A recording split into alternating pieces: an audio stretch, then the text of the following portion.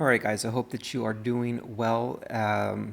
We are going to begin kind of reviewing for the AP test in terms of content, and I will be posting video or videos on how to do the document-based question.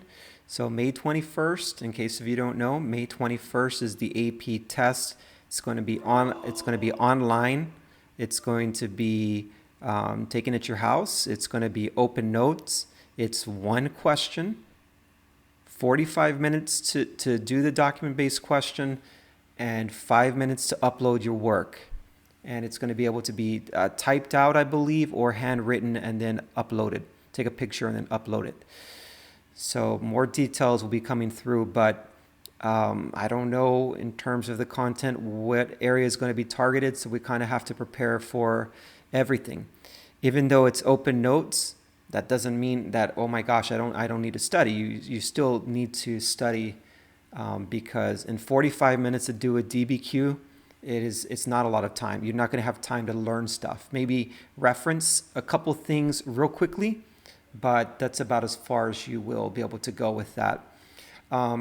Today we're focusing mainly on 1200 to about 1450, a little bit into maybe 1500 time period. The exam, anything from 1200 to 1900 is fair game. So none of the real modern stuff, World War I, World War II, that should not show up. Before we dive into the 1200 to 1450, 1500 time period, you do also need to know about the religions, belief systems. What I'm asking for in this assignment, and I'll of course write this down on the faculty webpage, is anytime we do a review like this, I'm asking for 4 pages of notes, either typed out or handwritten, and then emailed to me. The assignments, once again, will be due on Friday. Okay. And so the things that you should be writing are things that I'm highlighting, things that maybe you don't understand, things that I might be saying that are not highlighted that I'm telling you are kind of important. And I would like to see the 4 pages of notes include information from this entire lesson, all right, ideally. So, of course, belief systems, it could be something potentially there. I've highlighted all the things on these documents that I feel are worthy, and you should know polytheism. Okay, we've talked about this in class, the belief in there being many different gods, and of course, in terms of religion, the people in the beginning of history were polytheistic. Monotheism did not come into play until 2000 BCE with the Jews, and then about 2,000 years later, Christianity, and then by 600, Islam, 600 CE. So Hinduism, very important religion. It was created by the Aryans. The Aryans, the same race that Hitler was trying to promote. And a lot of you are probably very familiar with the things that you're seeing on the screen here: reincarnation, karma. Dharma usually might be the one that might trip some students up, but Dharma essentially is the duties attached to each caste position. So, you've got different caste positions depending on where you are, top, middle, bottom, and each group is going to have their own duties within that particular area. So Dharma is there. And then, of course, moksha, that's the goal of any Hindu, to reach moksha, where your soul stops reincarnating. And that is it. The very top of the caste system, you have your Brahmins, your priests. Of course, the Aryans are going to put themselves at the very top of the caste system. And then kind of like not even part of the caste system is going to be the untouchables. All right. And of course, the Princeton book, guys, it talks about all this stuff for the most part. All right. So you're going to be getting information from me in these sessions as we kind of review together, and you're going to be getting information from the Princeton. So if you're doing the things that I'm asking you to do, you're going to be content-wise really well prepared. I am currently working on a video for the document-based question. It's a little bit more complicated, so it's taking me a little bit of time, but I will release that ASAP. All right, then you have Buddhism. Buddhism, like Hinduism, began in India, and Hinduism, you do need to know, it had no central founder. All the other major religions have a central founder. Buddhism does, and their founder is going to be Siddhartha Gautama, which of course would become known as Buddha. And they believe in the Four Noble Truths. And remember, this Prince Gautama, he was really trying to figure out, why is there suffering out there on the planet? And he came to the conclusion that there's suffering out there because of people being selfish. Their selfish desires lead to others being suffering. He pushed the Eightfold Path, and if you would follow the Eightfold Path, eventually you would reach your goal of ending the cycle of reincarnation, which for the Buddhist, I don't think I see it here on the screen, but that's going to be called nirvana.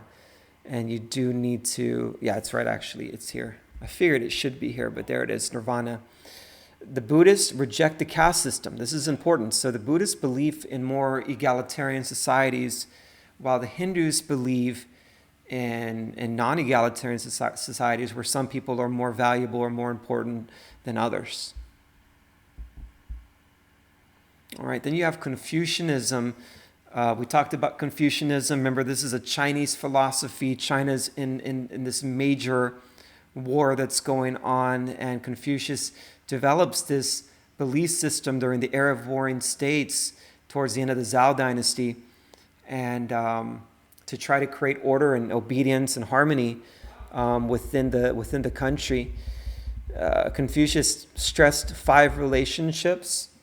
Okay, emperor to subject, father to son, older brother to younger brother, husband to wife, and then friend to friend. And in each relationship, you have a superior. In each relationship, you have a subordinate. And each person in each position had a role to play. So take father to son. This father couldn't just, hurt the son and beat the son. No, the father needed to love the son and take care of the son. And at the same time, the son needed to be obedient to the father. All right, so yeah, Confucianism is a very patriarchal society, okay, a male-dominated society. All right, and here at the very bottom is quite important, the social hierarchy. So it is, non-egalitarian, like Hinduism. It's a little bit different. Hindus have the priest, the Brahmins at the top. Here, you have the scholar gentry. We've talked about this many times. The educated, the guys who pass those civil service exams, they're thrown at the very top. Merchants are at the bottom because they're viewed as greedy and kind of taking advantage of the poor. All right, of course, you can pause the video, you can take notes. You can go back and watch the video as many times as you need. And this is fantastic review. Okay, normally we would have done this in class, but of course we have the situation that we have. Taoism, the founder is Lao Tzu, and just like Confucius, he is looking at ways to create order and peace throughout society, but he has a different approach. And, Confucianism believes in being active in society. Learning is important. Taoist believes people should be more passive, not active, okay? Just Things cannot be changed, and you just need to accept things for the way they are. Disengagement from the affairs of the world, including governments. The less government, the better. And I've underlined there for a reason nature. Nature is a big component of Taoism, to be really in touch with nature. Okay, Confucianism, is about activism, is about being somewhat of an extrovert, and Taoism is more reflecting and more introspective. Legalism, I'm really not too concerned with legalism. I just don't think it's going to show up. But just real quick, in a nutshell, legalism is like an authoritarian dictatorship. And during the Qin dynasty, which falls outside of our time period, but just for good measure, legalism is an authoritarian dictatorship. And the first time we really see this in China is under the Qin dynasty. All right, Judaism. This is important because it's the very first religion to believe in one God. All right, monotheistic religion, 2000 BCE. They have the 10 Commandments, which set down the rules for relationships among human beings. I'm sure that most, if not all of us, have heard of the 10 Commandments or are familiar with it. All right. That's really the big thing here is the belief in one God, and they're the ones who start this. And of course the Old Testament and Christianity. Okay, Christianity grew directly out of Judaism. That's really important to know, that Judaism impacted the other two major monotheistic religions of Christianity and Islam. And of course the prophet is going to be Jesus, who was born and raised a Jew. Of course, I know a lot of you guys know about Christianity already. Just so you know, this is the count, more or less. 2 billion Christians on the planet, 1.5 billion Muslims, and Islam is the fastest growing religion in the world. And then Judaism is 30 million people. All right, so Jesus, a little bit more about Christianity. Jesus was a prophet and a teacher and advocated love, charity, humility. All right, and he was not liked in the Roman Empire because the Roman leaders viewed themselves as a god, and they wanted others in their country to view themselves as a god. And of course, the Christians refused to do that, and this is why Jesus would be crucified, and many other Christians would be executed in the Roman Empire. Eventually, the Roman Empire is going to have a change of heart, and Emperor Constantine, some of you might know this history, but he would convert to Christianity. And that's a major, major thing. You have the most powerful empire in the world, and they're going to embrace Christianity. All right, so this section goes from 1600 to 1450, and of course, we really need to focus on 1200 to 1450, 1500. And so we'll maybe more, emphasize that kind of stuff. But, the spread of Islam, we definitely talked about that back in chapters 6 and 7.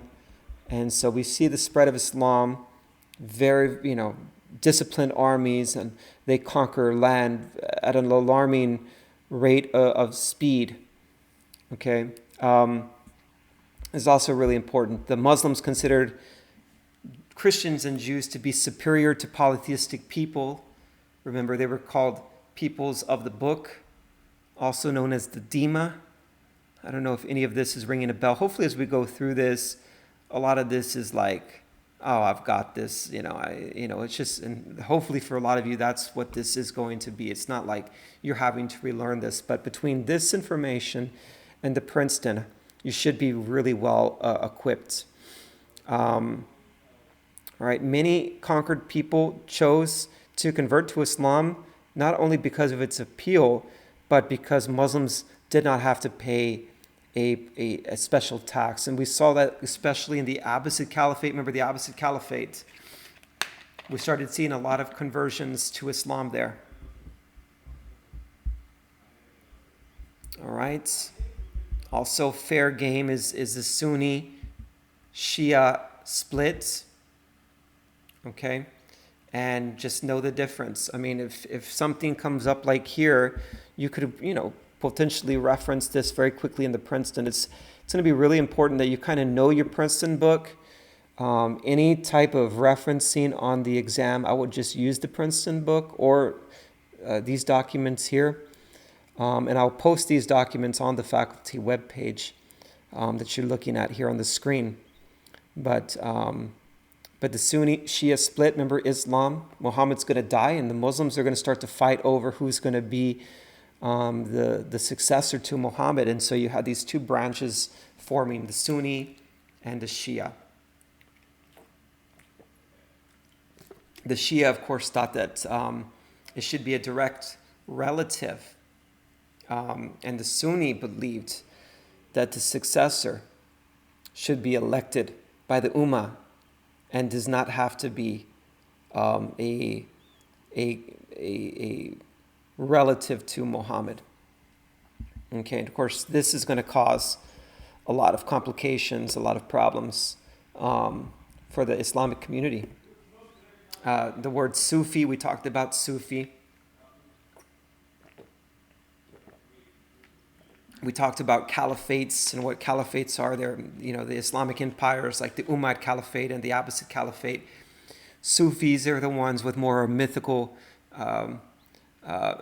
connection with Allah, more emotional, spiritual, and they served more as a missionary component.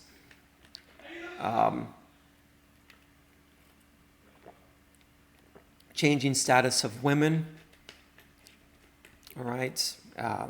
Talked about this in class, of course. Women, their status is going to start to decrease quite a bit as Islam began to progress. Men could have 4 wives. Women are going to be confined to the harem. Women are going to start having to be veiled. The practice of women wearing, the practice of women needing male servants to accompany them in the public as well. So all these things are happening with women and their situation under Islam. The Abbasid Caliphate, it does technically fall into the area that we do need to be careful with, 1200. And the Abbasid Caliphate is the golden age, while Western Europe is on fire in the Dark Ages in a bad way. The Abbasid Caliphate is on fire in a good way. Up until 1258, they're going to be brought down by the Mongols. But here we're going to see a lot of great universities, hospitals, people from around the world, very attracted to the Abbasid Caliphate. A lot of inventions are going to be created. They're going to keep the work of the Greeks and the Romans, Egyptians. They're going to keep all that alive as well. Very much so credited for the development of algebra. They're doing a lot of things. And of course, during the Abbasid Caliphate, we're going to see the conversion to Islam skyrocket.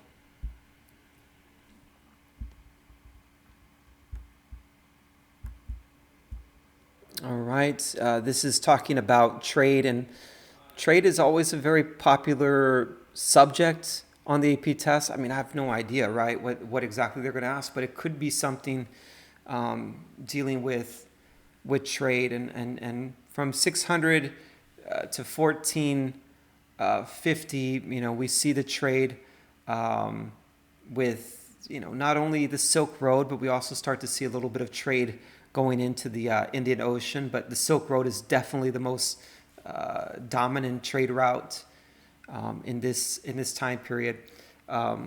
We see the Mediterranean Sea, the Indian Ocean once again, that's there and being traded on during this time period. Okay, Muslims were active in the Silk Road trade to India and China. So during the Abbasid Caliphate, the Golden Age of Islam, without a doubt, the Muslims have a great location, kind of right in the center there of Europe and China. and they're profiting very much so. All right, and hopefully you remember, guys, the West African kingdoms. Remember, gold salt trade. The rulers will convert to Islam. Okay, remember the two reasons why. They want to have a good relationship with the merchants from the north, and they want to have the power of the caliph. Remember, the power of the caliph, you have power over the government and you have power over the religion as well. So, I'm going to post all this onto the website, but and I'm certainly not going to read all of this to you. And of course, like I said, you can pause this and you can take notes as needed. Okay. For the most part, the people in high numbers did not convert to Islam in the West African kingdoms, but the elites did. The rulers did, of course, convert to Islam. And hopefully you remember, in Mali, very important, is a guy by the name of Mansa Musa, like the richest guy in the world at that time. And he's the one who did the Hajj and passed out all the gold and all of that stuff. And then also developed the city of Timbuktu. I don't really see a lot of that information. Oh yeah, it's down here. So you have Mansa Musa here, Timbuktu. That's very, very important. West African kingdoms. Okay, so you have Ghana, Mali, and then Songhai. And then the Swahili city-states, your eastern coast Swahili city-states. Remember, the West African kingdoms, they are very centralized. They have an emperor who has control over everything. And then the Swahili city-states on the east coast of Africa, these are individual cities, not united politically. They have different rulers. And Swahili, remember, this is a combination of Bantu and Arabic. And in the Swahili city-states, we see a lot of Muslims, not only the rulers, but just people in general. And today, Eastern Africa is heavily Islamic. And also, you do need to know, Swahili city-states were heavily active in the Indian Ocean trade network because of proximity. Okay, and the Christian Crusades, it's a little bit outside our time period, but I always like to play it safe because you never know that a topic could tie into something like this. And you have Pope Urban II. He calls on the Crusades in 1095 as the Muslims have conquered the Holy Land, and Pope Urban II wants to win that land back for the Christians, right? By the late 13th century, that's the late 1200s, so that does fall into our time period, the Crusades will end with no permanent gains for the Christians. So the Muslims will win the Crusades. Remember the guy who really did a great job for the Muslims in terms of commanding the military, and that guy's name was Saladin, right? Eventually, the Byzantine Empire will come down in 1453 as a result of the Ottoman Empire, who are Muslims. 1453, they'll create the Ottoman Empire. As we go through this, and as we go through these little lessons, these review lessons, if the things that I'm saying and the information on your screen is confusing to you, you know that you have a lot of work to do, okay? And you still have time right now. But if a lot of this is making sense and you're like, yes, I remember this, I remember that, that's a really, really good sign. Continue to review, continue to study, but certainly that's a good sign for you. Remember, one of the most important things about the Crusades is the fact that it is going to actually help get Western Europe out of the Dark Ages. We're going to see that trade come back to life. And it's really going to begin in Italy first because of the proximity. Cities like Venice and Genoa, we're really going to start to see their economies pick up, and that eventually leads to the Renaissance, which we have there. Chapter 14, we talked about the Mongols, and this is 100% testable. Right in the 1200 time period, 13th centuries, 1200s, they're a nomadic group from Central Asia, and they're going to conquer big chunks of the world, including China, the Middle East, Russia, and they're going to roll over a time period called the Pax Mongolia, which is really a time of peace. Remember that the Mongols, although they were savage barbarians for sure, they also were smart people, and they wanted to make trade very safe in their empire to really build their economy. So we have the rise of the Mongols. Genghis Khan, of course, is going to be there, very, very organized in their military. Remember the strategy of fake retreats, and they've got the catapults, and they're throwing, they helped spread the bubonic plague, but it creates the largest empire in world history. All right. Their capital city is going to be Karakorum.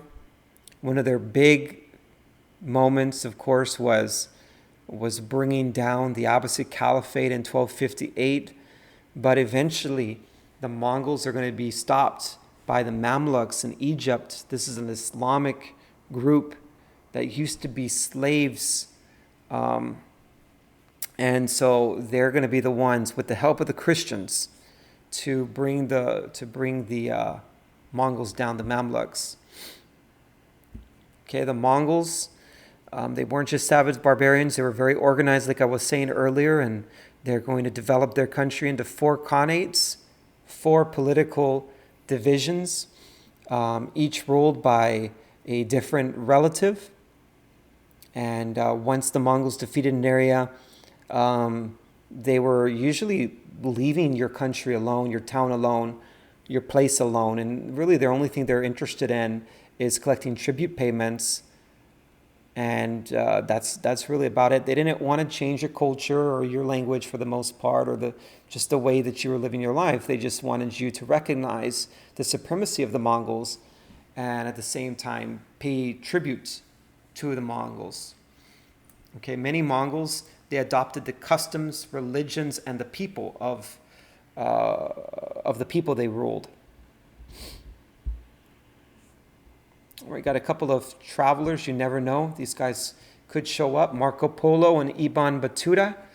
And Marco Polo, he's going to be the guy who visits China, and he's going to visit the Yuan dynasty under the leadership of Kublai Khan. And he's the one who is going to return back to Italy. He's going to be thrown in prison. And his stories are going to be written down and eventually help inspire other Europeans to go out and explore. So if there's any questions relating to reasons why Europeans explored, Marco Polo could be something that you bring up. The document-based question this year is only going to be 5 documents, okay? Usually they give you 10 documents. So it's really going to be a reduced test, 5 documents, and you're going to have to use information from the documents to write the essay, but you're also going to need outside historical knowledge. Ibn Battuta, he is going to be a Muslim traveler, and he's visiting many of the Islamic places, including the West African kingdoms and the Swahili city-states. But why he is so important in world history is because we know a lot about the Islamic world because of his writings. Okay, whether it be West African kingdoms or even things that were going on in Mecca. And this was in the 14th century, Ibn Battuta, 14th century, 1300s. All right, and of course, China, richest, most powerful country, really in this time period, 600 to 1450. And this is why the golden era of the Tang and the Song. Remember, the Tang had a very strong military. They're collecting tribute from a lot of different countries. And the Song, they focused more on the bureaucracy and were having to pay tributes to the Khitans. The Grand Canal we talked about, it was built under the Sui dynasty, and it connected China in terms of trade. But these are some highlights here of the Tang and Song dynasties, some of the things that are going on. And, we see the increase in agricultural production, the technology dealing with agriculture is getting better, which led to quite a bit of a growth in the population of China and moving more and more into cities. The Chinese people overall have always preferred to live in cities when some of the Asians in the surrounding areas, they actually preferred more living in village type situations like the Vietnamese.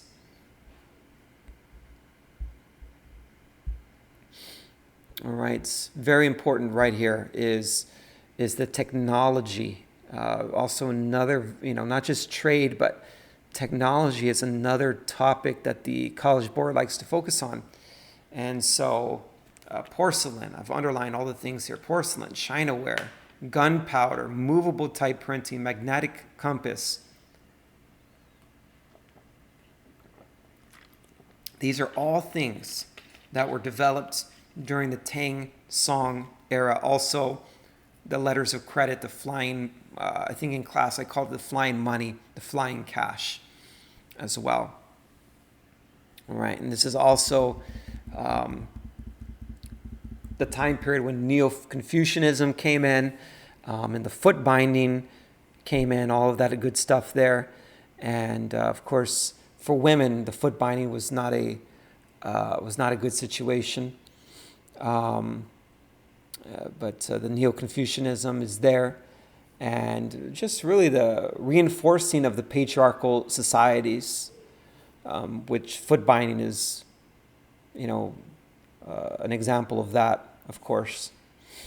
All right, the foot binding, it started with the rich, and then eventually everybody started doing it because it impaired the women's ability to walk, which was the goal in the end. All right, and then Korea and Japan.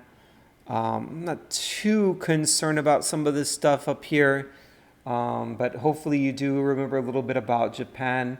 This is all chapter 13, and Japan's movement towards feudalism, where they started out with a ruler who had a lot of power, and eventually that power is going to be taken away, and Japan will become more of a feudal society, and have the samurai and have the daimyo, the lords, and that whole setup is going to come in to play. And Shintoism is the native religion of the Japanese people. All right. So this is the breakdown of the feudal system, of course, in Japan. The shogun, the daimyo, the samurai, the peasants. And even though Japan still had an emperor, the emperor really didn't have a lot of power.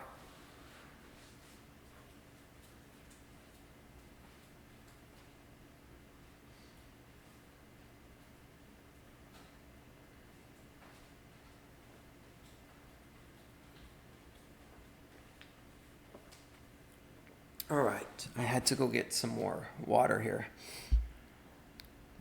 All right, during this time period, we should know that Western Europe was in the Dark Ages, and the Roman Empire had fallen. Uh, they lived in the manors. Hopefully, you recall that. They had feudalism, which we see at the on the right side of the screen. You had the king, you had the lord, you had the knight, and the serfs. Long distance trade wasn't happening. Roads were really not being built. The most important things in the Dark Ages in Western Europe was protection, your safety, your security, and of course, Christianity or Catholicism more specifically. All right, and then of course you have your similarities and differences between feudalism in Japan and feudalism in Europe. All right, but we will move on. I think we're getting pretty close to being done. Do remember that Christianity is going to begin to split, and the Byzantine Empire is going to have a different form of Christianity called Eastern Orthodox Christianity. And, they split for so many different reasons. But, and so Catholicism will dominate in the West, and the Eastern Orthodox will dominate in the East. But they're fighting over priests being able to marry, the types of bread to be used in communion, and just different things like this. The Byzantine Empire, of course, was very influential on Kiev and Rus, on really the beginning of what was known as Russia, and spread to Russia the Eastern Orthodox faith and the Cyrillic alphabet as well would be moving into Kiev and Rus so they could communicate. And there was a lot of trade going on between Kiev and Rus and the Byzantine Empire. When the Mongols move into Kiev and Rus in 1200, that trade is really going to start to dissipate. Eventually, the Byzantine Empire will collapse. We talked about this earlier. 1453, Mehmed II is going to take down the Byzantine Empire. All right. The church, this is really important. The Catholic Church will dominate Western Europe. This was the age of faith. This is when everybody was very, very religious. The hierarchy of the Catholic Church was developed. The Pope would be in Rome, the head of the church, cardinals that would report to him, bishops, priests, and of course then you have your general population that would go into worship. You had your Jesuits, who are kind of the missionary arm, Dominicans, Franciscans. You had different groups that are there, and the establishment of churches all over Europe. Catholicism was dominating. So during the Dark Ages, Christianity became very attractive because of the problems people were having. They needed something to turn to, and so they were looking for something to help them in times of trouble. And also, the Catholic Church wasn't just, about learning about God. It was education, and people that learned how to read or write, they were being taught primarily by the Catholic Church. All right, and the Dark Ages started to improve by 1000 to 1450. All these things started to occur.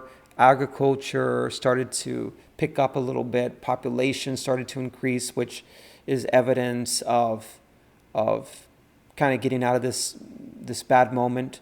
Trade started to revive. So really things in this area of 1000 to 1450.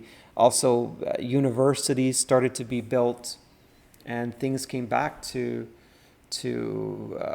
being alive, I guess you could say. And of course, this is the time period that the Renaissance will begin to kick off in Italy. And the Renaissance, of course, is going to spread into other places throughout Europe. We talked about Russia and their Eastern Orthodox religion, and their adopting laws as well of the Byzantine Empire. Like I said earlier, the Byzantine Empire impacted Russia a lot. The Mongols would invade Russia, and that relationship between Russia and the Byzantine is going to be terminated, and Russia is going to be forcing to pay tribute, of course, to the Mongols. All right, and the Mongols will be there for about 200 years. And then we see, everything is going to change. This is really going to move us into the next unit, which we'll discuss eventually. But, Columbus, he's trying to find an all-water route to Asia, and he accidentally discovers the Americas, and we're going to see these two worlds collide like never before. All right, we've talked about Arabs. The Vikings, just know that they are heavily active in Western Europe during the Dark Ages, and they're going to be causing a lot of problems for people. And also the Vikings are the ones who are going to move into Russia and really take over a lot of those cities. And the Slavic people are going to be the majority of the people in Russia, but the Vikings are going to be the rulers or the leaders of the cities in Russia. All right. The Turks are really important. The Seljuk Turks we talked a lot about. The Seljuk Turks are going to be causing a lot of problems for the Byzantine Empire, but eventually the Seljuk Turks are going to be taken down by the Mongols, and then that's going to lead to the rise of the Ottoman Empire. Hopefully that makes sense. Okay, Seljuk Turks get really destroyed by the Mongols. Ottoman Turks will rise to power. Okay, the Mongols, we talked about the Pax Mongolia already. And then also, don't forget about their work in China with the Yuan dynasty as well. And then the Bantu-speaking people of Africa. In class, I told you there was a couple things you need to know about them. They're going to provide linguistic unity for the people in Africa, south of the Sahara Desert. They're going to teach people about agriculture and also about iron tools. All right. And so 14th century, we see the bubonic plague, the 1300s, the bubonic plague kick in, originating in China, and it's going to spread. Of course, the Mongols' military campaign is also going to aid in that spread. We see a major decline in population, of the Yuan dynasty. And it's going to be a major reason why the Mongols are going to lose some of their power there. Europe's population will drop by about 25% as the result of this. We're going to start to see labor shortages. Eventually, this is going to help get Western Europe out of the Dark Ages, because there will be plenty of job opportunities developing in the cities as people have lost their lives. And so people will start leaving the manors, moving into the cities in order to make their lives better. Manors started to go away, and people started, the economy started to pick up. All right. And we'll do the next unit at some point. Like I said, guys, about 4 pages of notes, either handwritten or typed, emailed to me, and that should get it done. I really do appreciate it, guys, and we will talk to you soon.